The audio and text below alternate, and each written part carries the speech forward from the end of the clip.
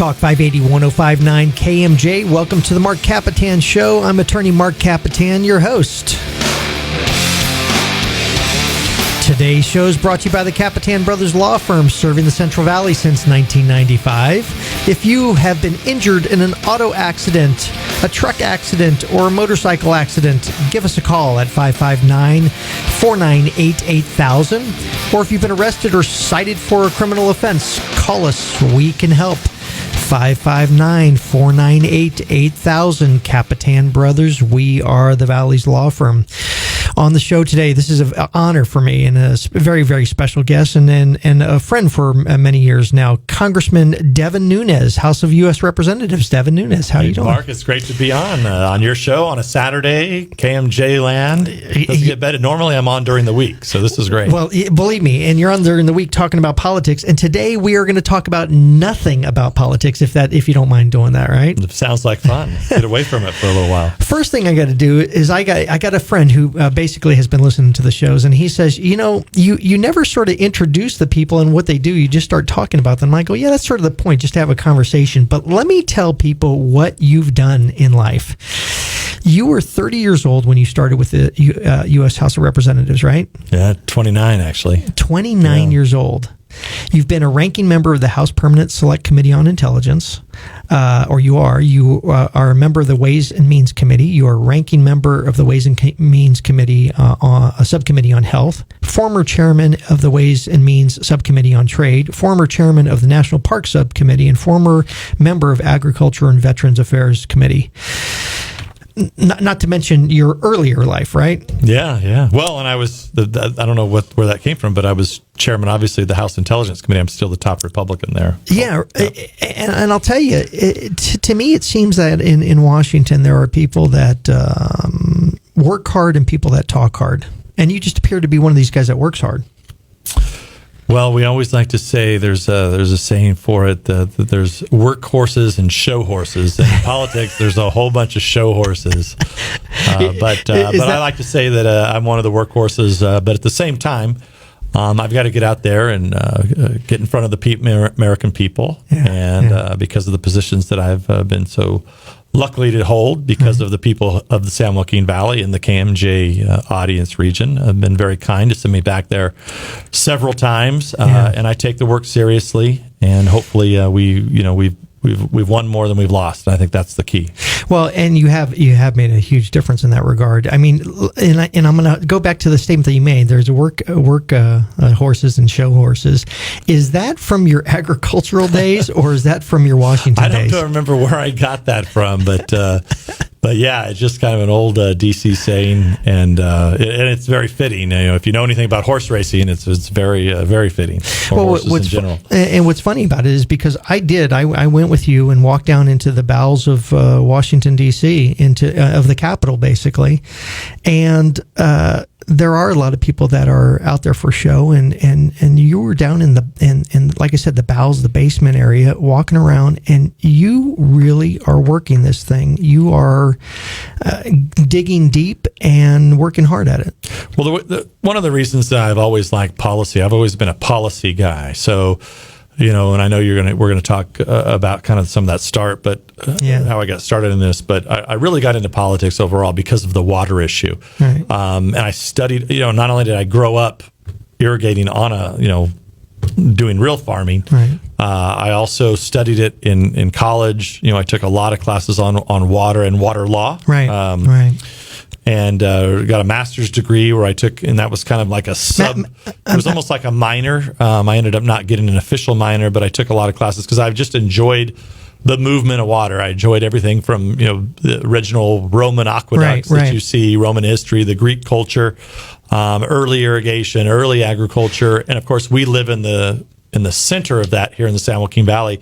So I'm a policy guy at heart, and that's what drove me originally to get involved in politics, because I saw there was no common sense as it related to these massive irrigation projects and how they were being implemented. This is not what anyone throughout history would do to run an irrigation system and a water system like we do in this state. It wasn't the... Back in law school days, it was one of the most critical classes that you could take. It was an option. And I got to say, unfortunately for me, I didn't take the option. But it was we did study it in your regular classes also, not as in depth. And it is fascinating, and it is the basis of everything, this water law, and you just don't realize it. It's all underground, or it's coming down from the skies, or it's in dams, or whatever it is, and most people don't realize it is the basis of what makes the world go round. And not only that, it's because water is life. Without water, you have nothing. I mean, there's only a few key things that you so-called expect out of your government, right? Right. And clearly safety. Right, public safety, guarding the borders of whatever country or government you're a part of, but also having a safe and abundant supply of basic necessities: water, food, power, shelter. Right. That's kind of the keys of that dates back to the Greek times. And California's just been mismanaging it on the whole, not only the water, but obviously now with the fires that are going on, the issue of fire management and forestry management. I mean, it's just a disaster. Well, there's just the common sense has been completely taken out of the equation. So California, which is the most blessed piece of property that God ever created on this planet. Absolutely. You cannot find a better blessed piece of property.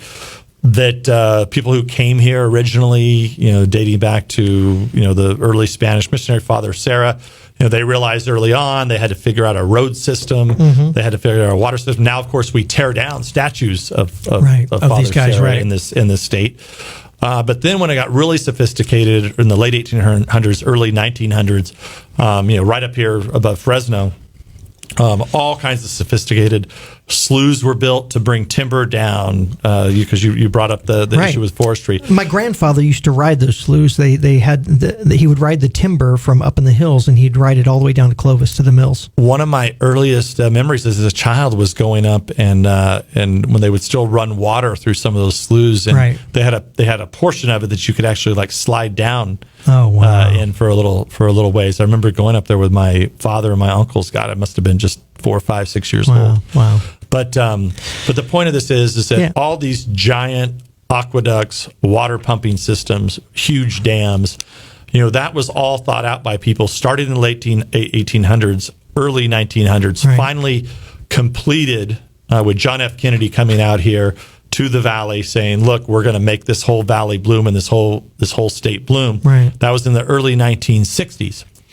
And since that time, what have we been doing? We've been doing everything we can to destroy that system that was in place. And people don't realize that 80% of the water that comes out of the Sierra Nevada mountain range now goes out to the ocean. I have to continue to say that over and over and over again.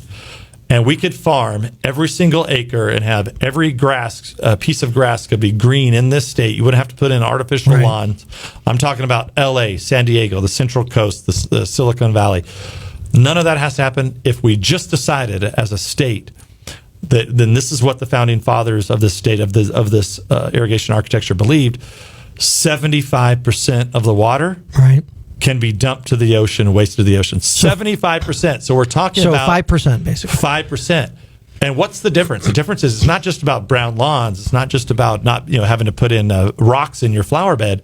But for us here in this part of the world, the 3 million acres that's kind of in the greater central southern San Joaquin Valley from Merced County to Bakersfield, 3 million acres of the most productive farmland in the world.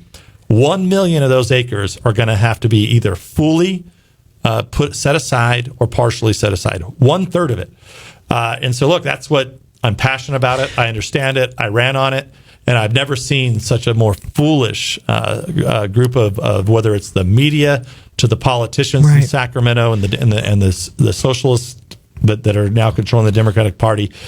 It's just incredible that they're living in a desert and they're getting away with cutting off the water supply to our own people. Well, the show was supposed to be about you today, and we got into it. I'm sorry. We're going to come back with what we really want to talk about. We were on with Representative Devin Nunes right after this on the Marc Kapetan Show. This is KMJ.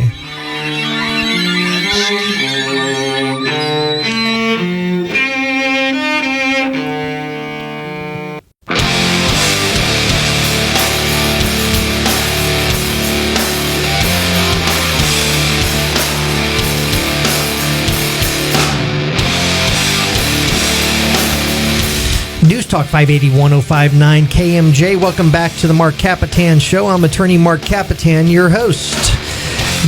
Kapetan. See, I almost said it. I've changed the name of the show, Devin, and it's screwing me up. I'm just glad I'm your first guest. So that, any screw up, we go back a long way, so I won't hold it against you. This is brought to you by the Kapetan Brothers Law Firm, serving the Central Valley since 1995. If you or anybody you know has been injured in an auto accident, a truck accident, or a motorcycle accident, give us a call at 559-498-8000. Or if you've been arrested or cited for a criminal offense, call us 559-498-8000. Kapetan Brothers, we are the Valley's law firm. We are back on the Marc Kapetan Show with Representative Devin Nunes from the U.S. Congress. I'll tell you, Devin, I promised you we would not talk policy and a bunch of stuff regarding current events. I wanted to talk more about your book. You have a book on socialism now. Well, thank you, Mark. And but first of all, I want to know, is that you on guitar there? Because I don't know if your audience knows you are one hell of a guitar player. Thank you for mentioning that. That is my band from 1992. Is it really? It really is. It was you playing. Yeah, and the closing music is also my band with the violins. We created a nice little album there in 1992. Well, Fear No hopefully we Evil. get past this pandemic, and we're going to get you and Ray Appleton out there playing. I'm very hopeful that we can get you out in October. Yeah, thanks. Hopefully. So, Countdown to Socialism. It's a book. It's out on Amazon, right? So how else could you get it? Countdown to Socialism. I always say go to encounterbooks.com because they're the publisher, and you can actually get it very, very cheap. And in fact, I wrote this so that everybody could not only afford it, but read it quickly. And I'm going to be sending out a lot. If people want a free copy, you're welcome to call my office and get one.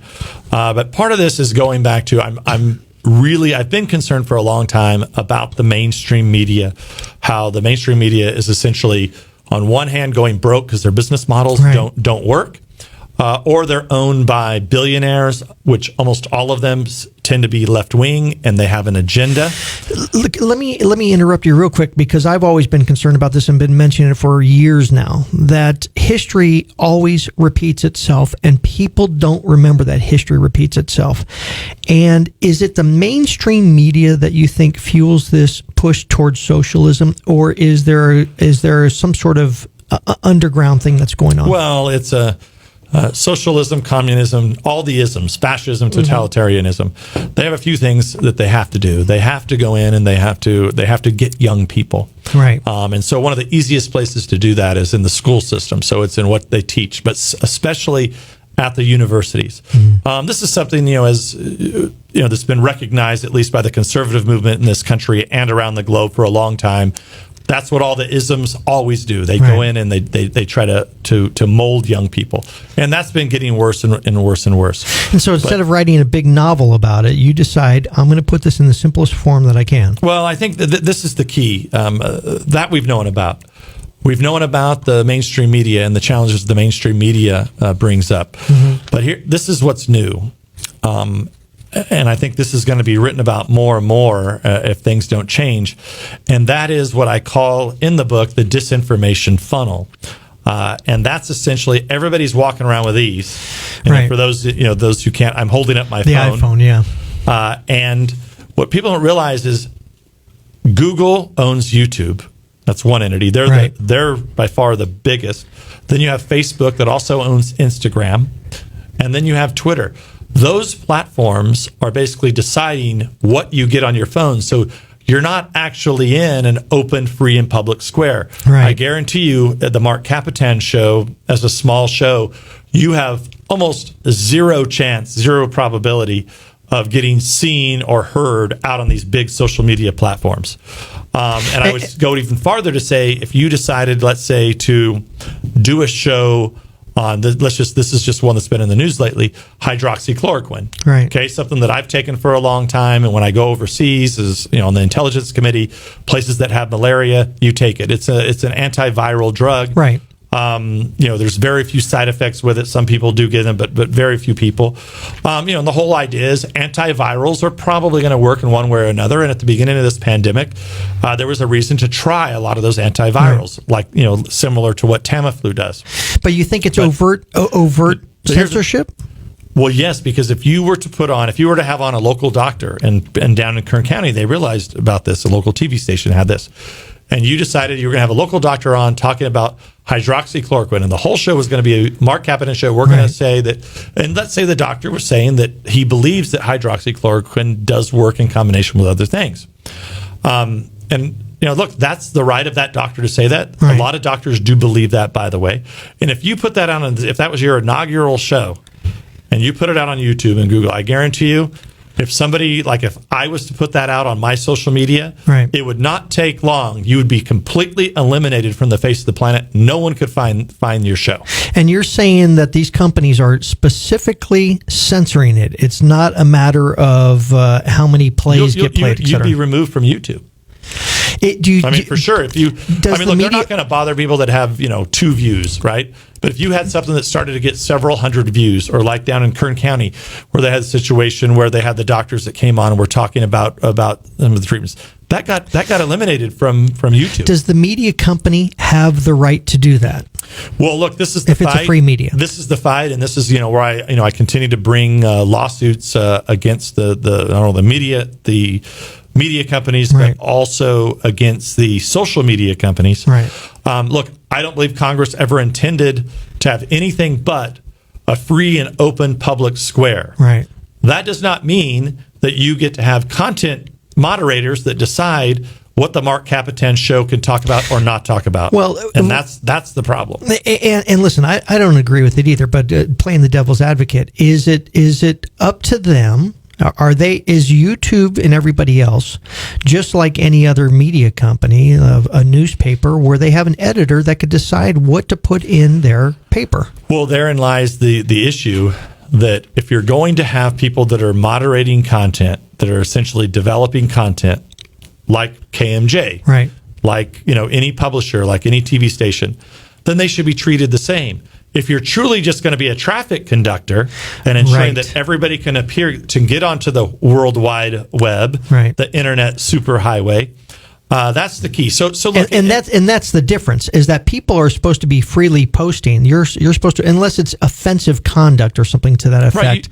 Right. This is always, as you know, in law, there's always simple things. But look, I think if you just abided by what a lot of social media companies are doing, by the way, the smaller ones, like Parler, which I'm basically exclusively almost on Parler now. What they do is they enforce the same rules that a TV station, a newspaper, or a radio station. If it's one of the 7 dirty words, if it's child, exposing a child. Yeah, anything that basically is common sense against federal law. That's what and that's what Twitter, Facebook, and Google should be doing. They're not. And so what business do they have getting in, whether or not you can have on a doctor that can come in and express his First Amendment rights on your show? Why should they decide whether or not that gets taken down or not on YouTube? It's just flat out wrong. And they're getting away with it because they're oligarchs. These guys are worth billions and billions of dollars. Billions. They're tied in directly to the Democratic Party and the socialist movement. Which ironically is what the Democratic Party hates, is oligarchs, basically, the ultra rich. Right. They say on paper. Yeah, they say it, but that's one of the things in my book is whatever they accuse you of doing, that's what they're doing. They have to. It's just like Nancy Pelosi being able to go in places without her mask, continually get her haircut. I went for 2 months without getting my haircut. Right. She didn't do that, obviously, and so this is what happens with these isms, as I call them, socialism, communism, etc. But the key in this book, it's about the disinformation funnel. That's kind of the new piece in this book. And if you've been asleep for the last 4 years, you can read this book. And the idea is it's going back. It's a pamphlet. So it's an idea of a broadside. Right. So it goes back to, this was popular once the printing presses became more available. So it's my unfiltered view, along with some nice little clever pictures that I designed, somebody else drew. And if you have that book in your hand, just like back in the 1700s at the time of the Revolutionary War and the founding of our country, you had that direct information from me. It wasn't going to be censored by YouTube or Instagram or Facebook or anybody else. So that's part of why I did this, and it's part of why it's so small. It's very compact, because I wanted this to basically get out there. So everybody could read it, everybody could have it. And it basically comes out when? It's out. Countdown to Socialism, you can go to encounterbooks.com. Okay, I thought it was being delivered at the end of this month, but go ahead to where again? Encounterbooks.com. We're on with Representative Devin Nunes. We will be right back after this. This is KMJ.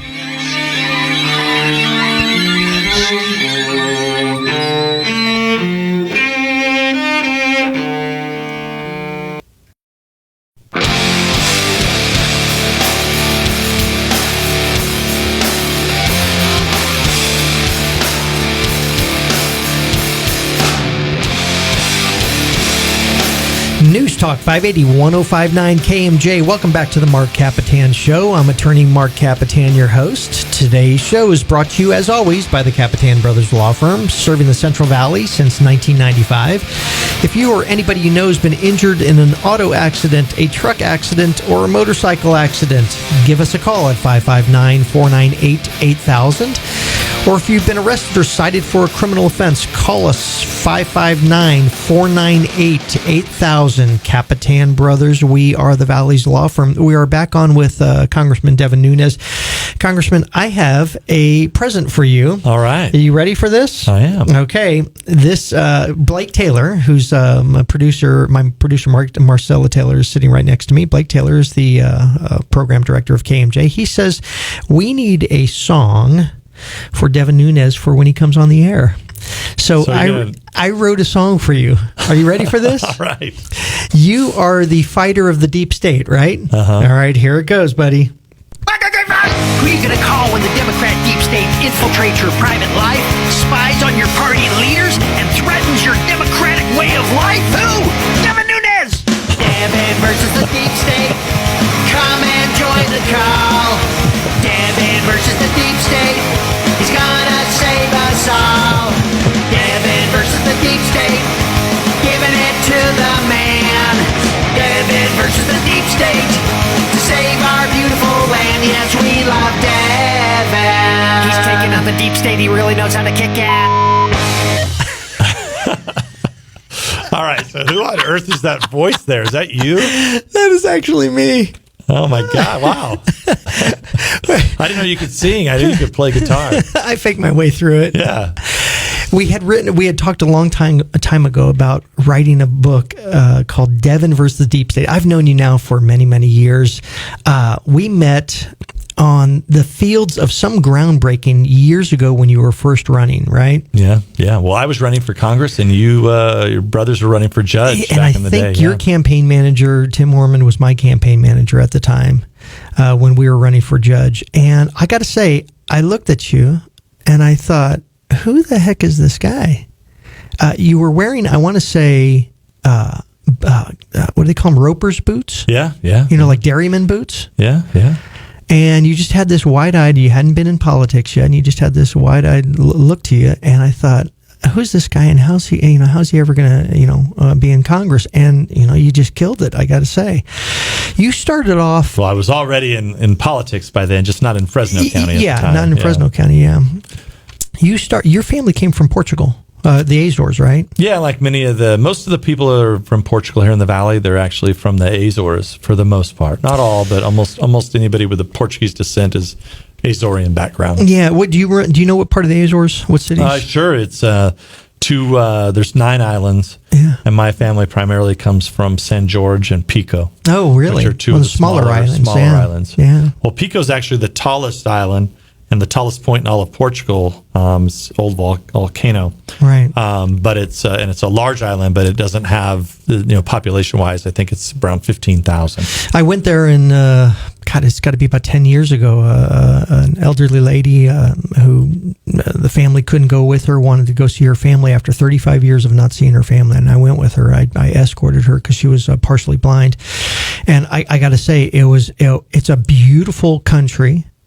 Very simple life. Have you ever been back? Yeah, I've been there several times. We actually my father-in-law was born there, and so we went back. He took the whole family back. We went to Fatima for the 100-year anniversary in outside of Portugal. And then went to the Azores. I was only able to go just for about a week. But he took the grandkids there so they could see where he was born and all of that. But and he's from the island of Terceira, which is where we actually... That's where I was, yeah. Which is where we have a lot of people from the valley from Terceira. It's the second largest island, has roughly 60,000 people. Most of it military base, right? Well, we have one of the, at the time it was built, it was one of the largest runways in the world. Oh, wow. The United States built it. Another little fact, it was actually World War II fact that Winston Churchill exercised a treaty that's one of the oldest treaties in the world with Portugal, and that dates back to like 1200 and something.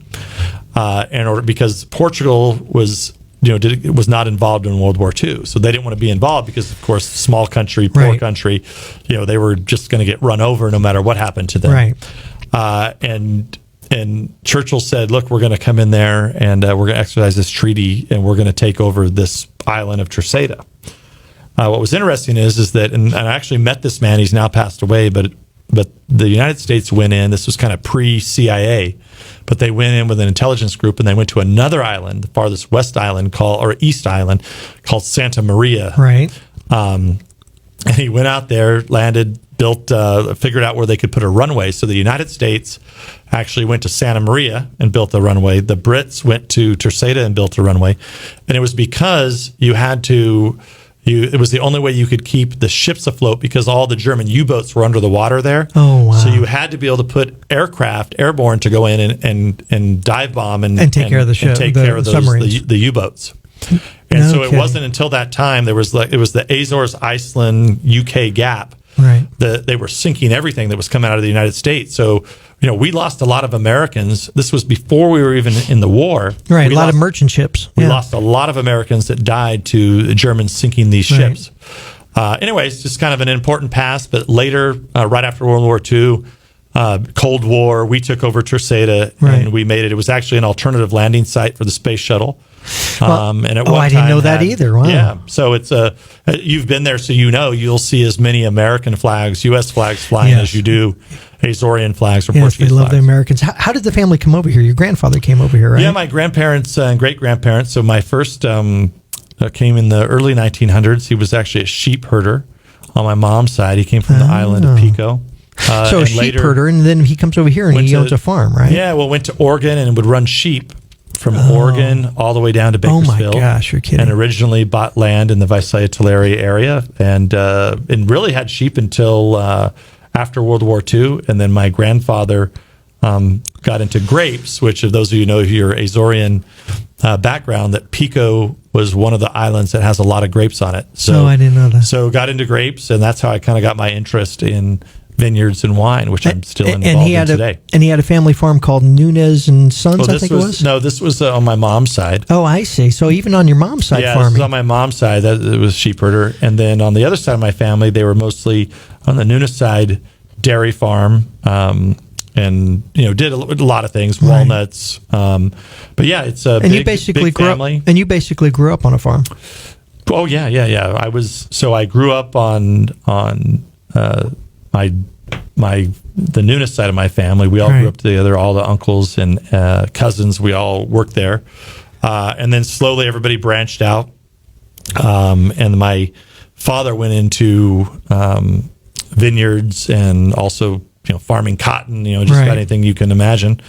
And so. But you had an interest from an early age. I mean, I know you eventually got into politics, but you basically were destined to be a farmer. You I think at 14 you bought your own head of cattle. Yeah. So when we went off on our own, when kind of the family started to split up, my father really wanted to make sure that we got started business early. So.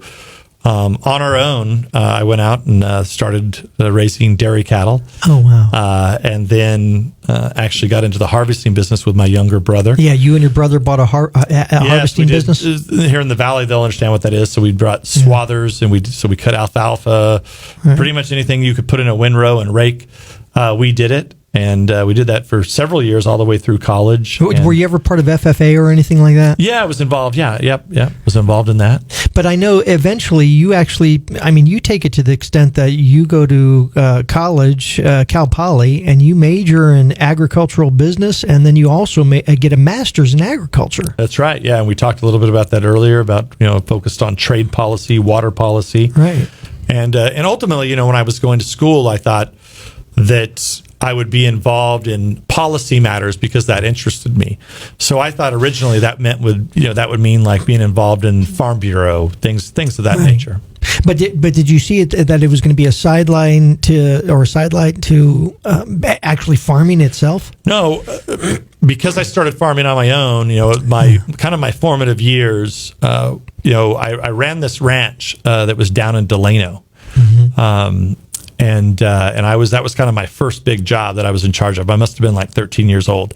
And, we didn't have enough water. And this was right at the time when the first real draconian laws were put in called the Central Valley Project Improvement Act. And that was really alarming to me because, I was out there busting my tail every day, 7 days a week. It was hot, didn't have enough water. And here the government was taking more water from the valley. Right. That's what really drove me, and that's what got me really, most involved in water policy. So at some point you realized that politics is going to be your destiny. Yeah. Basically. No, I think it's that I knew that if I was going to stay in agriculture. That's what I wanted to do. Mm-hmm. I wanted to be in the vineyard business. I wanted to be in the grape business and wine business, and I knew that in order to do that, I had to have some sense of policy. Yeah, and I don't mean as a politician. At some point, you decided, hey, I'm going to have to make change here. I'm gonna be an advocate or whatever it is going to be, and you knew that part of it is going to be involving yourself in politics. Maybe not as a politician, but as being on the bureaus or one of those things. I think just being able to inform, be in business, but also be informed on the bigger policy issues of the day. Right. And that's really what, kind of drove my interest. But I never was, whether it was in high school or college, I wasn't, planning on running for any political office. We're going to talk about how you got into that office right after this. We are on with Congressman Devin Nunes, and we'll be right back. This is KMJ.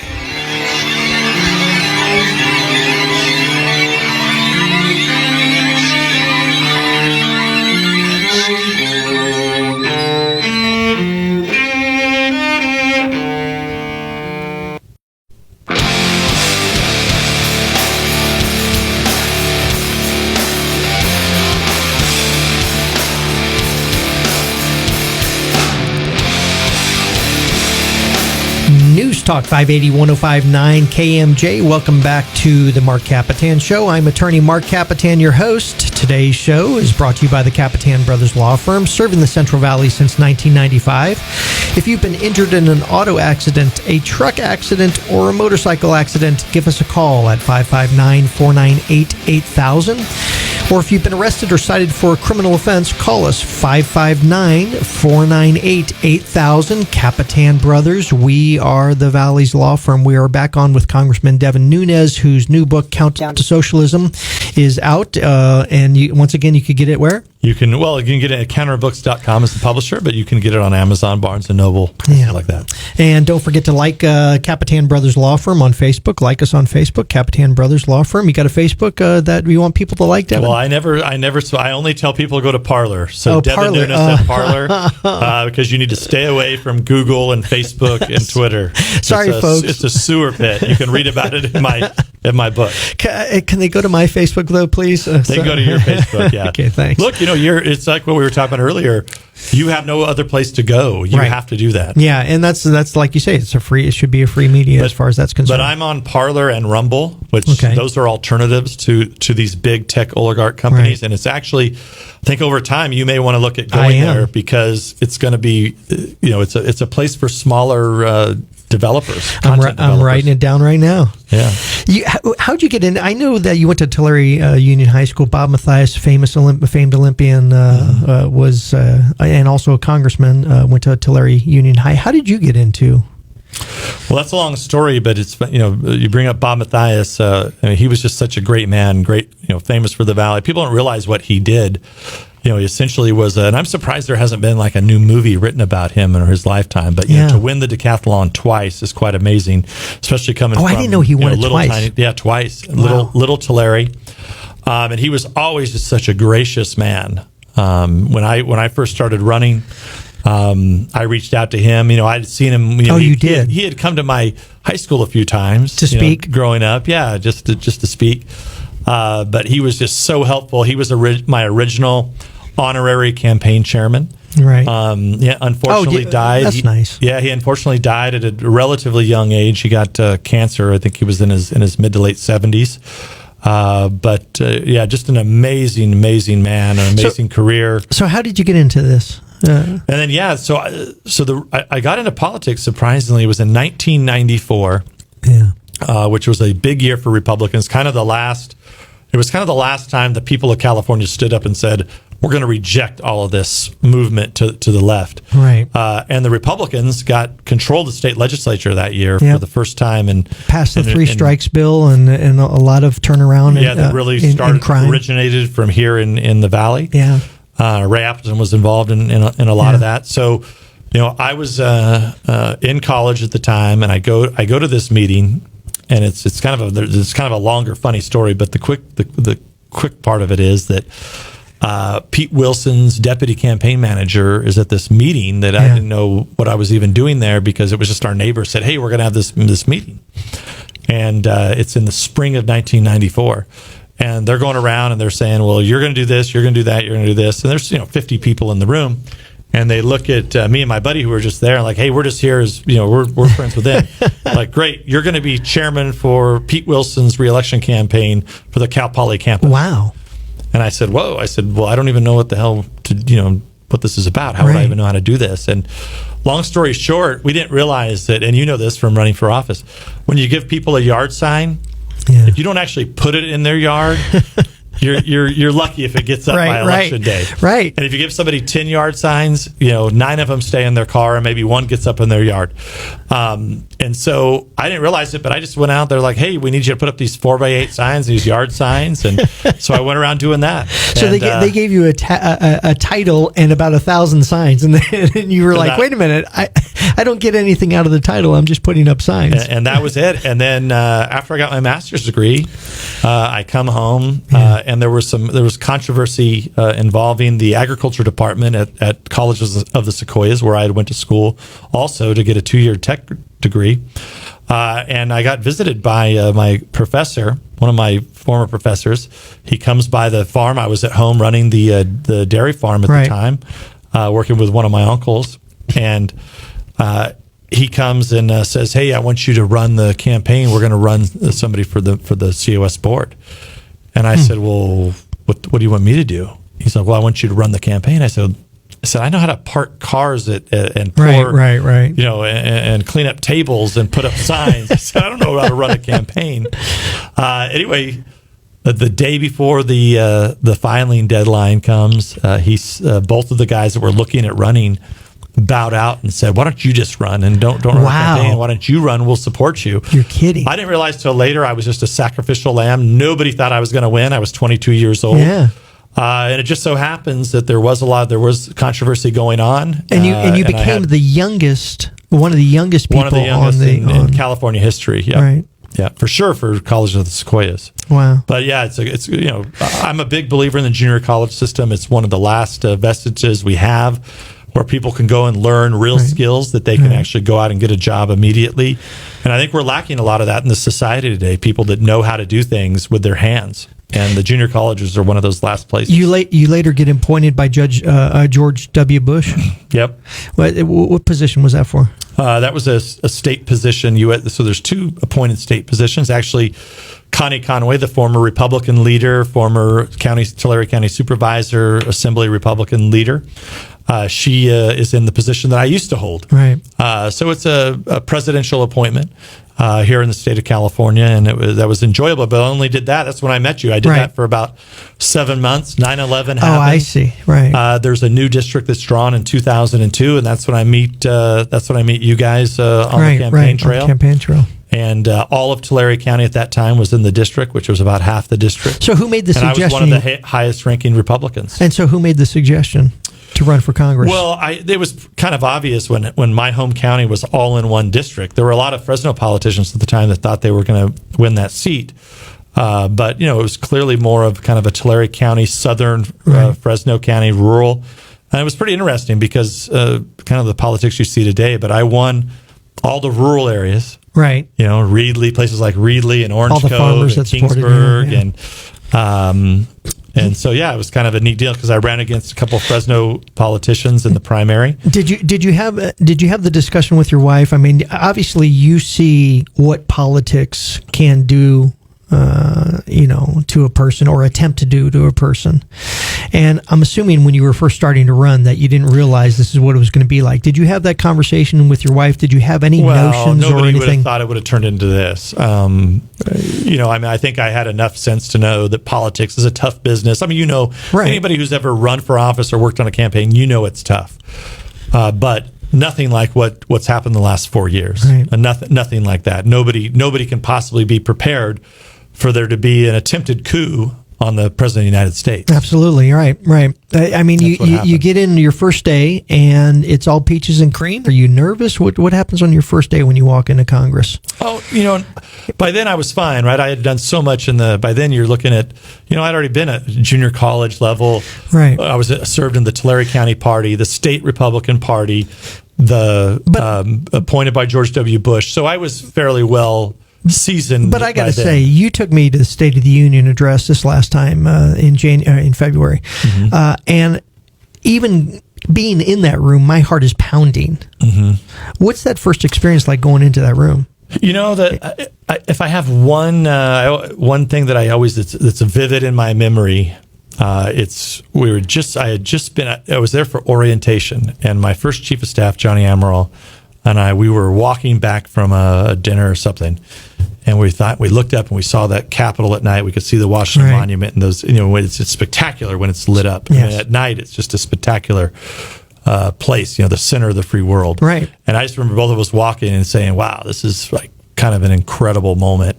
For two kids from the valley, both Portuguese Azorean background, growing up on farms, working on farms, for us to be there, representing the people of San Joaquin Valley. That I will never forget that evening. Listen, you were an early supporter of President Trump. What did you see in President Trump that others were afraid? I mean, obviously, it was a risky thing for you to do. It was really common sense. I had actually, despite what the fake news media complex has developed over the years, right. I was actually one of the few Republicans who stayed neutral.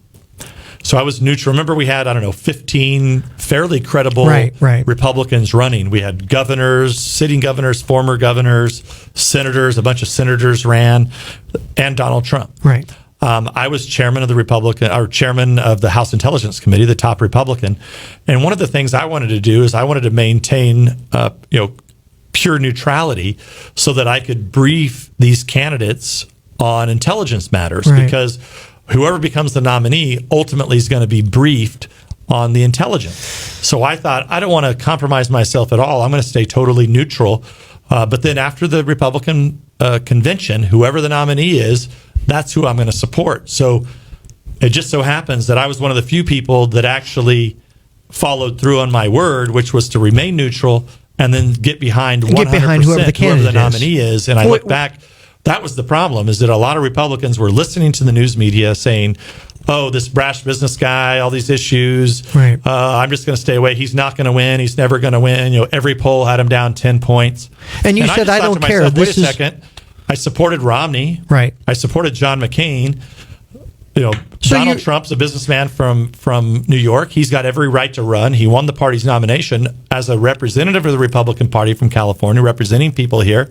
I have a duty and a responsibility to give it my all, to do everything I can for that nominee, especially because I knew Hillary Clinton. I had been through all the Benghazi investigation. I knew she had lied.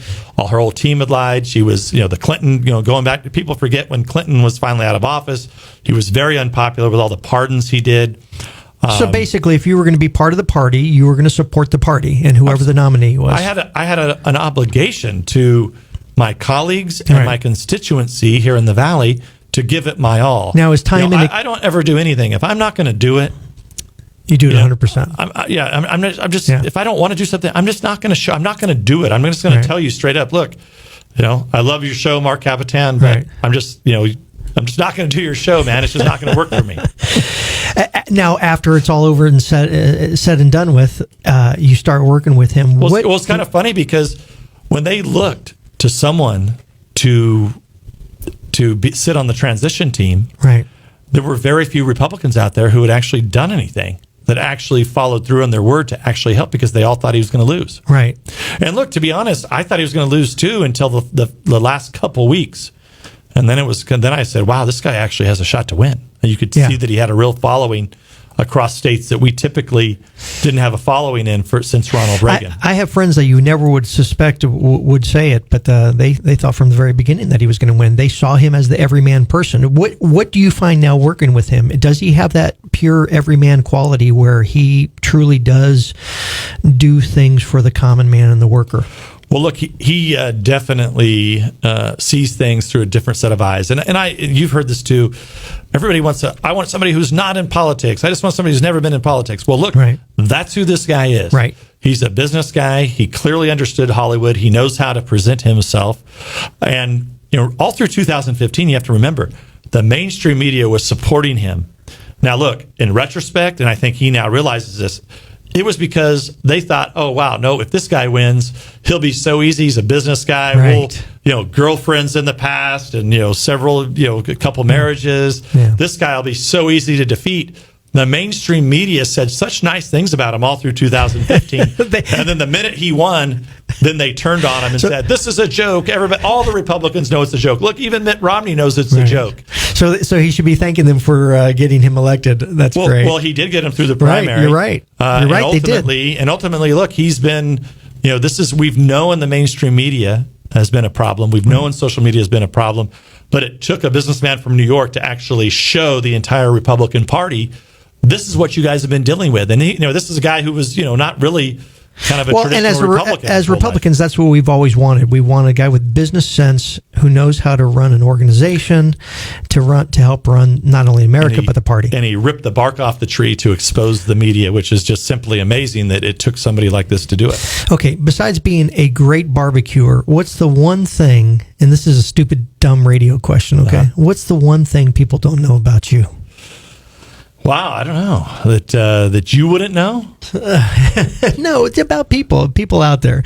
I know enough about you. You don't have to convince me. I already like you. Since you're a music guy, and you know this from being at Crawdaddy's, but I'm a big classic music guy, which is a little different, a little odd, because you would think at my age I wouldn't be like a classic music guy. So I don't know why I am, but 60s and 70s rock is kind of my thing. Right. Which is, you don't see a lot of those people. Most people my age are more like, kind of the heavy metal, right. Van Halen. That was the era. And is that why you love the Apple tones? I must. And being at Crawdaddy's with you guys. Oh, yeah. We've had some great times at Crawdaddy's in Visalia. They do some good classic rock music there. Yes, they do. We've been on with Congressman Devin Nunes. Devin, I appreciate you. Thank you for being on the show. My pleasure, Mark. I hope to do it again. This has been the Marc Kapetan Show. We'll see you next week on KMJ.